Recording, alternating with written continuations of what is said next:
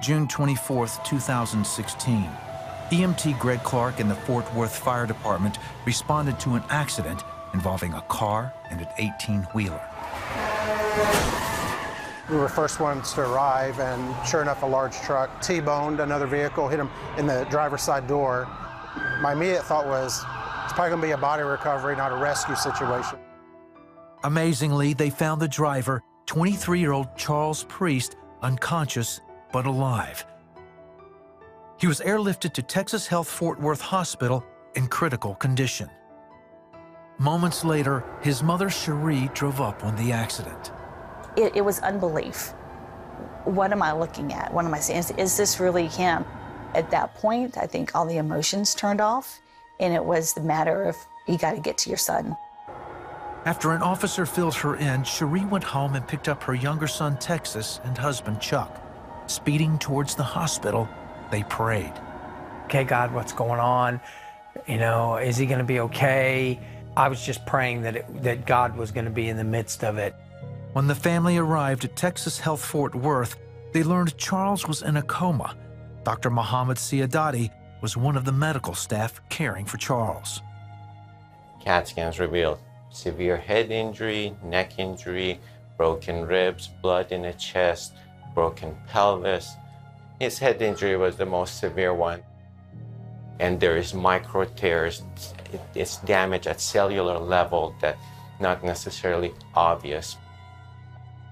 To see your son lying there and not know if you would ever see his eyes open again, and not know if you would ever hear him talk again. It was just overwhelming, heart-wrenching. Although hoping for the best, doctors could make no guarantees. And it was those kind of things. If he survives, if he wakes up, and we don't know when, and there's nothing, and there's no way for them to predict what's going to happen. As the staff worked round the clock, friends and family gathered to pray, holding on to hope. I may never get to speak to him again. I may never get to see him again. We may never get to laugh together again. Thought I was about to lose my son. After 3 days, it was clear Charles would live, but he still faced the possibility of several permanent disabilities. His fractured neck might require surgery, severely limiting his mobility.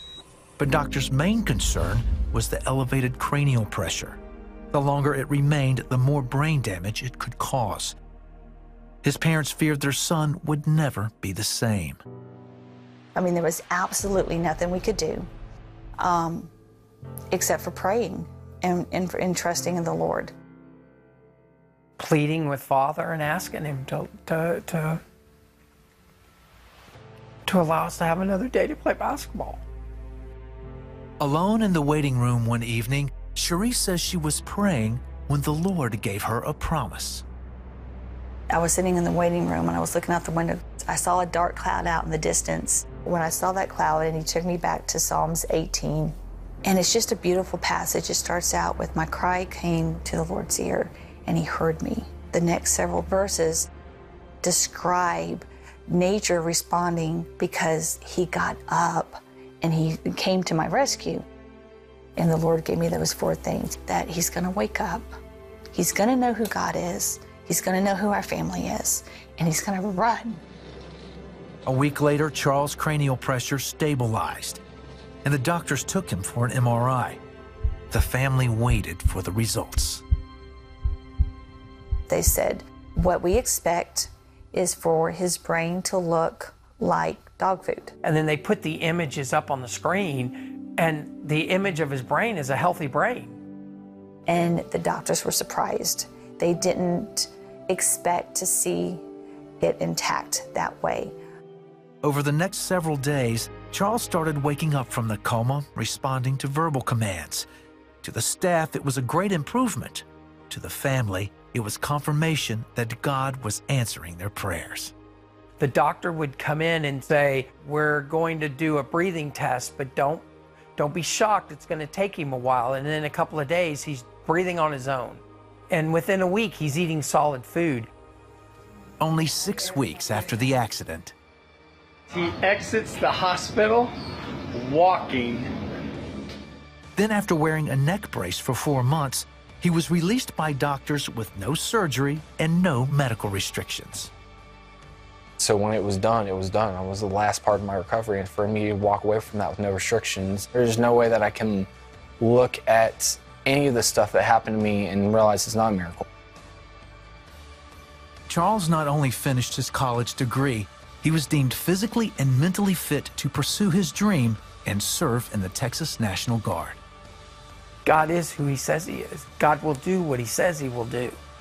And if I doubt that, all I have to do is go look at my son. He's not good because of the healing. He's good regardless of whether or not my son was healed.